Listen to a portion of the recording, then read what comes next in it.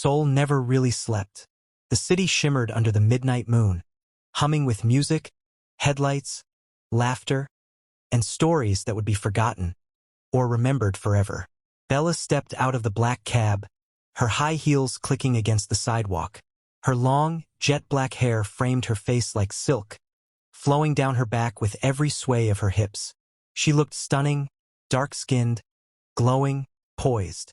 Heads turned as she entered Club 99, the most exclusive rooftop bar in Gangnam. She needed a break. Being a top-rated neurosurgeon at Haein University Hospital wasn't easy. The pressure, the sleepless nights, the constant calls. Tonight, Bella wanted to drown her thoughts in shots of tequila and bass-heavy music. The club pulsed with life. Lights flickered, bodies swayed, and drinks flowed like liquid courage. She downed her third shot and let herself move with the music, free for the first time in weeks. She didn't notice the man watching her from across the room. Joon leaned against the VIP booth couch, a cigarette dangling from his lips. His tattoos peeked from under his designer shirt. A dragon curled around his wrist, a tiger sprawled across his chest, a name inked across his ribs in Hangul. He was the kind of man who drew both fear and fascination. Son of Jung-hwan Kang, Korea's most dangerous mafia boss. Heir to the underworld, Joon had blood on his hands, secrets in his eyes, and women in his bed, none of whom he ever remembered after sunrise. But Bella was different. She wasn't trying to impress anyone. She was just existing beautifully. Their eyes met briefly across the club, an unspoken electric pulse, and that was all it took. Later that night, Bella stumbled through the corridor of the club's VIP hotel suites, head spinning, vision blurry. She'd been told her room was 802, but when she swiped the card and entered, it didn't occur to her that the lights were already on, or that someone was inside. "Hey!" Joon stood shirtless, halfway through a whiskey pour. Bella blinked, swaying. "This isn't my room?" He laughed, dark and low. "No, but stay." She hesitated, but there was something in his voice. Calm, dangerous, magnetic. Their bodies moved on instinct. Clothes fell. Words weren't necessary. That night was chaos, heat, laughter, tangled sheets, and whispered names they wouldn't remember in the morning. 1 month later, Bella stared at the test strip. Positive. "No, no, no," she whispered, backing away like it might change if she denied it enough. She hadn't even remembered his face. Just flashes, tattoos, laughter, a whiskey-smooth voice. She didn't even know his name. Abortion wasn't an option she could live with. And so, Bella chose to keep the pregnancy. Her hospital colleagues didn't ask questions. She hid the bump under surgical gowns and took a short leave just in time to give birth. On a rainy Tuesday, Bella became the mother of twin girls, Sharon and Shelley. They were her everything. She never tried finding the man again. What would she even say? The morning sun bled over Seoul, painting the city in soft golds and pale blues. The day felt ordinary, one of those days where Bella told herself everything was under control. Her life had settled into a rhythm. Surgery, research, teaching, then coming home to her twins, Sharon and Shelley. They were her anchor. At 4 years old, they were already little storms of energy, two halves of the same heart. Sharon was bold, mischievous, always with a sly grin. Shelley was thoughtful, quiet, with eyes that saw too much. Together, they reminded Bella that love, unplanned, messy, terrifying love, was the only thing that had ever saved her. But fate never stayed silent for long. Bella adjusted her surgical mask as she reviewed Chairman Kang's scans on the glowing monitor. The tumor nestled deep in his brainstem looked like an impossible puzzle, but impossibility had never stopped her. She was Haein Hospital's miracle worker for a reason.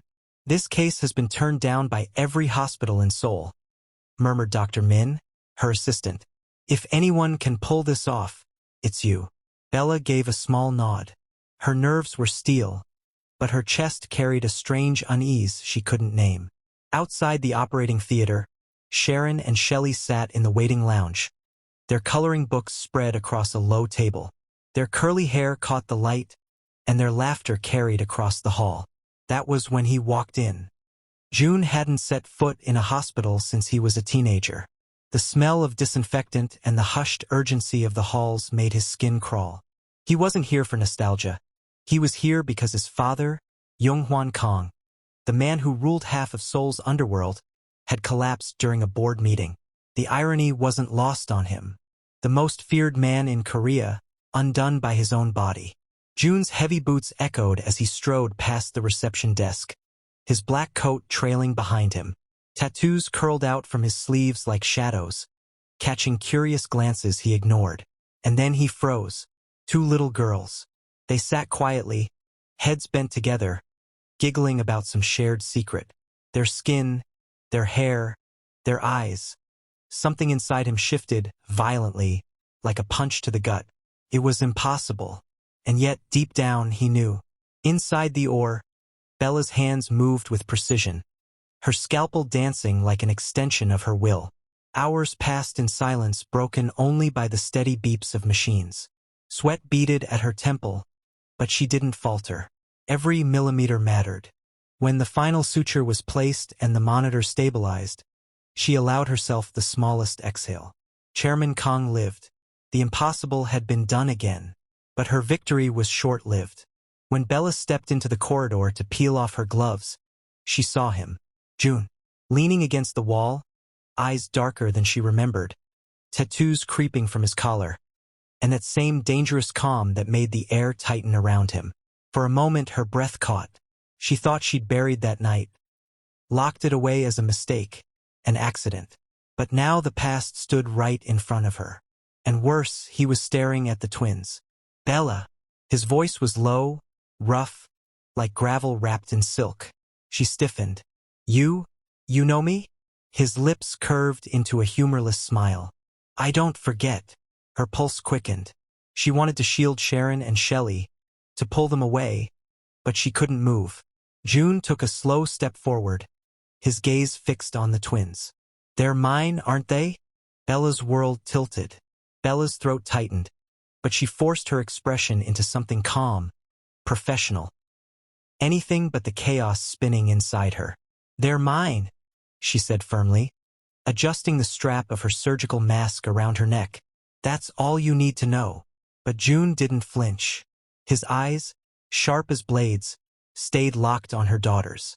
He took another step forward, close enough for her to catch the faint scent of smoke and whiskey. Don't lie to me, he murmured. You think I wouldn't recognize myself in them? Look at their eyes. Look at their skin. Bella. His voice dropped lower. I know. Her chest pounded. She wanted to deny it again, to tell him he was imagining things. But Sharon, ever curious and fearless, had already wandered closer. Amma. Sharon tugged Bella's sleeve, then glanced at Joon. Who's that scary-looking ajushi? Shelley hid behind her sister, peeking out with wide, cautious eyes.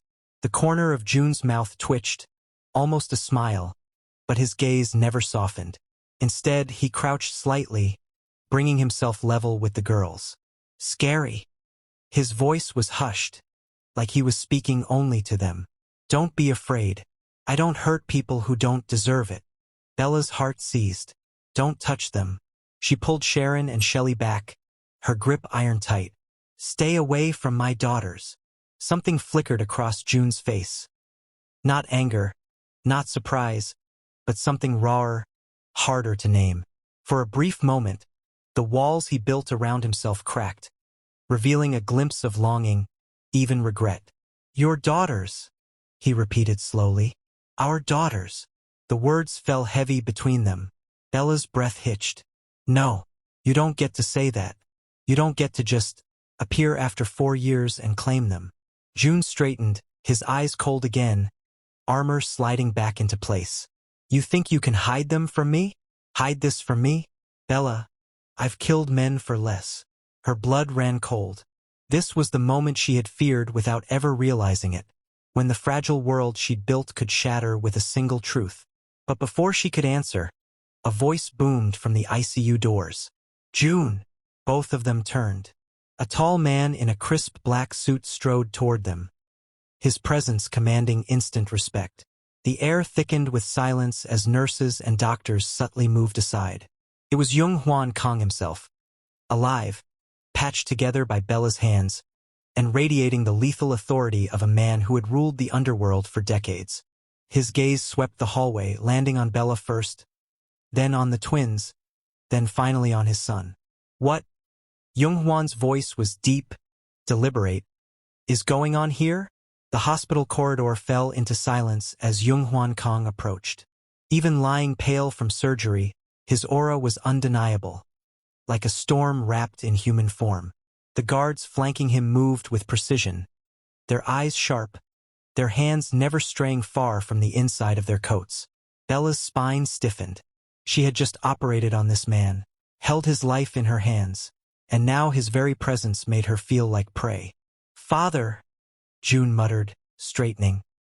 His voice carried an edge of irritation, but also something else, wariness. Jung eyes flicked from Joon to Bella, then down to the two small girls peeking out from behind their mother's legs. His gaze lingered, calculating, dissecting every resemblance. "Who are they?" he asked, his voice low, steady, dangerous. Bella opened her mouth, but Joon spoke first. "They're mine." The words dropped like thunder. Gasps rippled from the nearby nurses, who quickly pretended they hadn't heard anything. Jung expression hardened, though his eyes betrayed a flicker of surprise. "Yours." He studied the girls again, then shifted his attention to Bella. "And hers." Bella's throat tightened. She should lie, deny everything, but the weight of Joon's stare pressed against her, daring her to speak the truth. "Yes," she whispered. For a moment silence reigned. Then Jung lips curled, not into a smile, but into something bitter, sharp, cruel. "No," he said flatly. "Unacceptable." Bella's heart sank. Joon frowned. "What the hell do you mean?" "I mean," Jung cut him off, his voice rising just enough to silence his son, "that my heir will not disgrace himself with this woman. A doctor? A stranger? A nobody?" His gaze flicked to the twins. "And certainly not with bastards born in secrecy." Bella flinched as if struck. Joon's jaw tightened, his fists clenching at his sides. "Watch your mouth." But Jung only stepped closer, his shadow falling over Bella. "You think saving my life gives you a place in it? That surgery was your duty as a doctor. Nothing more. You mean nothing to me." Bella forced herself to meet his gaze, though her insides trembled. "I don't want a place in your world. I only want to raise my children in peace." Jung eyes narrowed. "Then you'd better keep them far from my son. If you don't, they'll drown in the same blood that stains this family's name." The menace in his words was unmistakable. He turned to leave, guards falling in step behind him. But before disappearing down the hall, Jung looked over his shoulder at Joon and delivered his final blow. "If you choose her, if you choose them, you are no son of mine." The air turned to ice. Bella stood frozen, the twins clutching her hands, as Joon's face darkened, caught between rage, defiance, and something unspoken. And in that fragile silence, fate tightened its grip around all of them. The corridor still vibrated with Jung threat, his footsteps fading like echoes of judgment. Bella stood rooted, her daughters pressed against her legs, her heartbeat a frantic drum. Joon hadn't moved.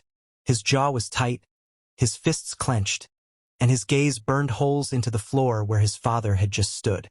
The silence stretched, suffocating. Finally, Bella whispered, her voice trembling. "You heard him. You should go." Joon's head snapped up, his eyes dark, furious, and yet filled with something she couldn't name, locked on hers. "You think I'm going to walk away? You should."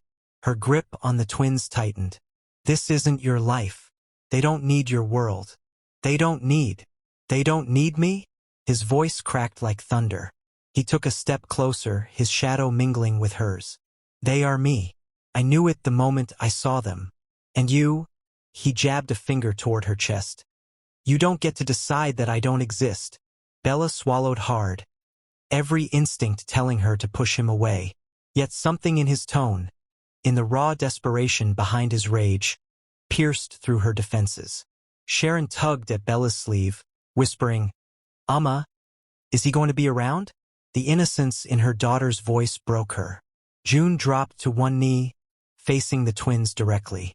His tattoos shifted as his hands trembled, reaching out but stopping short of touching them. For the first time, Bella saw the walls of the gangster heir crumble. "I don't know how to be a father," he admitted softly, his voice rough. "But I'm not leaving you. Not them. Not you, Bella." The weight of his words sank deep, frightening and undeniable. Bella's breath hitched. She wanted to scream at him, to tell him this was madness.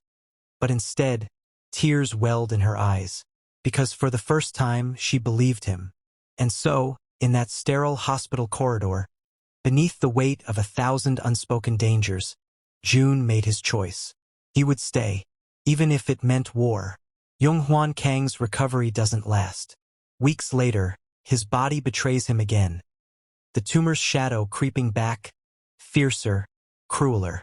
Bella is the only one who can save him, but his pride is poison. To accept her help would mean accepting everything.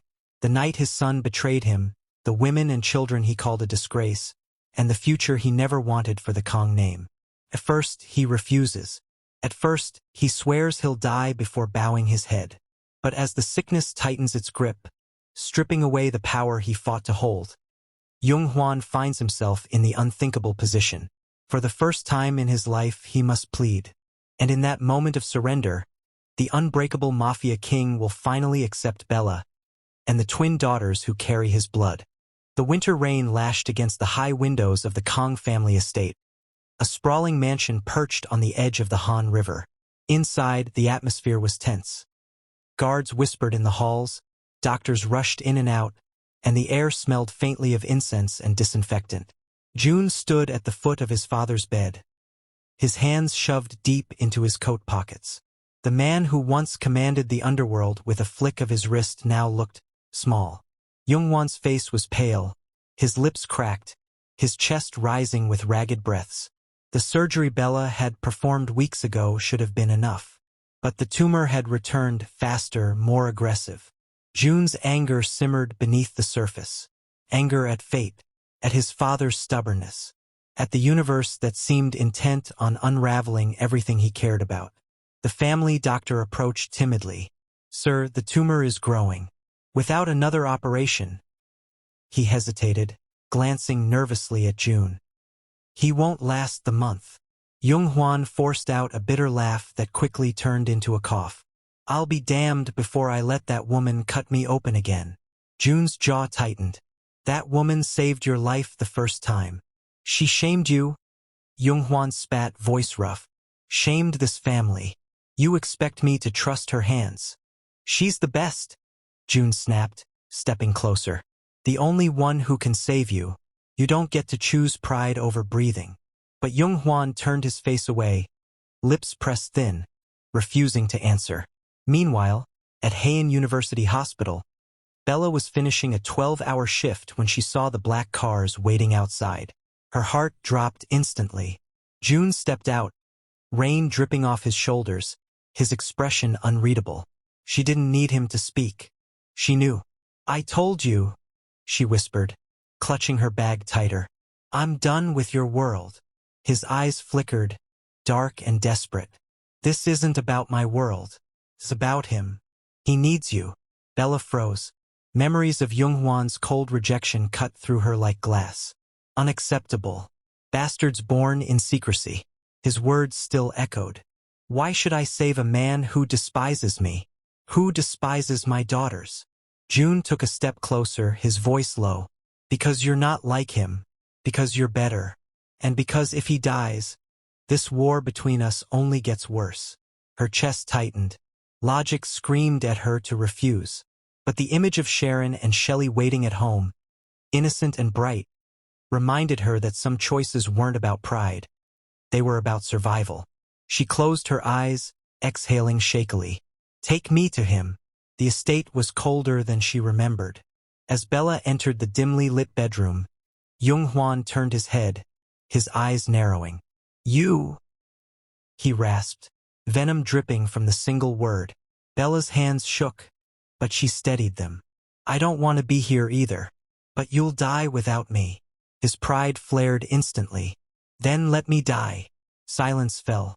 Joon stepped forward, his voice sharp. Stop it. You've built an empire, crushed enemies, terrified the city. And now you're afraid of letting the one woman who can save you touch you again? Pathetic. The word hung in the air like a blade. Yoonghwan's glare softened for the first time, not out of defeat, but from the truth pressing in. His chest heaved, his body weaker than his pride wanted to admit. Hours passed in bitter silence until finally, when his strength broke and his breaths grew shallow, his voice cracked. Please. Bella stiffened. Joon froze. Yoonghwan's hand trembled slightly against the sheets, his eyes glassy but unyielding. Save me. Save my blood. His gaze flicked toward the door, where Sharon and Shelley peeked in curiously, unaware of the storm raging inside the room. For the first time, the Mafia king lowered his head. For the first time, he accepted what he had denied. And in that moment, Bella understood. This surgery wasn't just about life and death. It was about fate, about rewriting a legacy steeped in blood with something fragile, something pure. Family. The rain hadn't stopped for 3 days. It slid down the windows of Heian Hospital in steady streams, as if Seoul itself was mourning what was to come. Bella stood in the operating room again, her gloved hands trembling slightly before she steadied them. Across the glass panel above, a team of Kong family guards watched with hawk-like eyes. Somewhere behind them, Joon paced like a caged predator, waiting. On the table lay Yoonghwan Kong. His chest rose and fell weakly, his face pale. The once immovable king of Seoul's underworld reduced to a fragile body at the mercy of his son's woman. Bella inhaled sharply. He hates me. He hates what I represent. But right now, his life belongs to me. Scalpel. The surgery began. Every second was war. The tumor had grown aggressively, twisting into the delicate fibers of the brainstem. Bella worked with precision, her focus absolute, but underneath it all lay the weight of everything at stake. Joon's future, her daughter's safety, the fragile thread of fate binding them all together. After hours that felt like years, she placed the final suture. When the monitors beeped steady and strong, she finally allowed herself to breathe. It's done. Yoonghwan's recovery was slow. He despised the weakness of his body, but something in his eyes had shifted. The venom was still there, but dulled, tempered by the reality that the woman he'd rejected had saved his life. Again. It was Sharon and Shelley who broke the ice. One afternoon, when Bella had stepped out to answer a call, the twins tiptoed into the recovery room. Sharon, bold as ever, marched right up to Yoonghwan's bedside. Harabiaji, she said confidently, as if naming him by instinct. Yoonghwan blinked, startled. Shelley, quieter, held her sister's hand but peeked at him with curious, cautious eyes. I don't, he faltered, words unfamiliar on his tongue. I don't know you. Sharon tilted her head. But you look like Appa, and Appa looks like us, so you're ours too. For a long moment, Yoonghwan stared at them. Then, unexpectedly, the corner of his lips twitched. Not quite a smile, but something softer than Bella or Joon had ever seen. He didn't speak again, but when Sharon climbed onto the chair beside his bed and Shelley cautiously rested a hand on his arm, he didn't pull away. But peace was short-lived.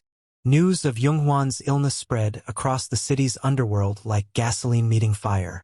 Old rivals resurfaced, alliances cracked, and whispers of betrayal grew louder with each passing night. One evening, the Kong estate erupted in chaos. Gunshots shattered the silence. Windows blew inward. Bella clutched her daughters and ducked beneath the dining table as guards rushed to return fire. Her heart pounded so loud she could barely hear Sharon's terrified sobs. Joon stormed into the room, gun drawn, tattoos rippling across his arms like living beasts. His eyes found Bella immediately, fierce and unyielding. Stay down, he barked. before unleashing a storm of bullets at the masked intruders. The estate burned with violence. By the time the dust settled, 3 bodies lay sprawled across the marble floors. The attackers were from a rival syndicate, one that had once bowed to Yunghwan but now saw weakness in his bloodline. It was only the beginning. Days later, as the estate walls still reeked of smoke and gunpowder, Bella overheard a conversation she wasn't meant to. In the study, voices carried through the cracked door. If Joon wants to prove he's Kong blood, he has to make a sacrifice, a rival messenger sneered. That woman and her children, they are his weakness. Cut them out, or watch your empire fall.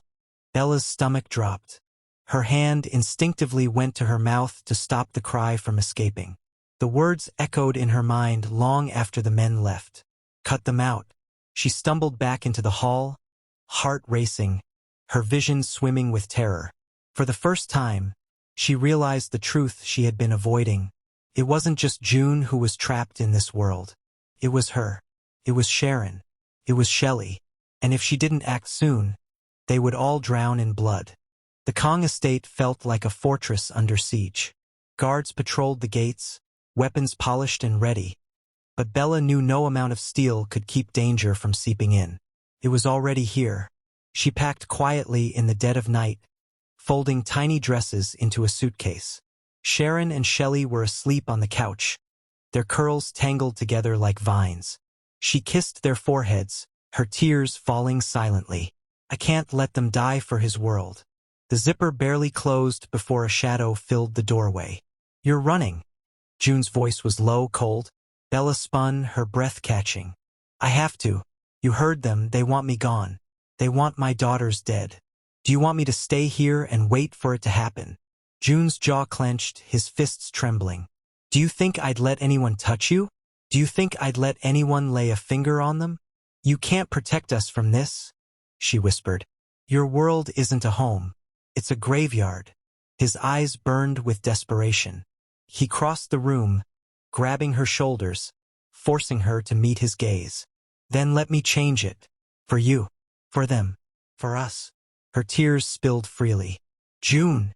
But before either of them could say more, gunfire exploded outside. Shouts echoed through the halls. The walls trembled as another wave of rivals stormed the estate. The war had arrived. Bella dragged the twins into the hidden cellar as bullets tore through the windows. The smell of smoke filled her lungs, the sound of screams cutting through her bones. Joon was a storm above ground.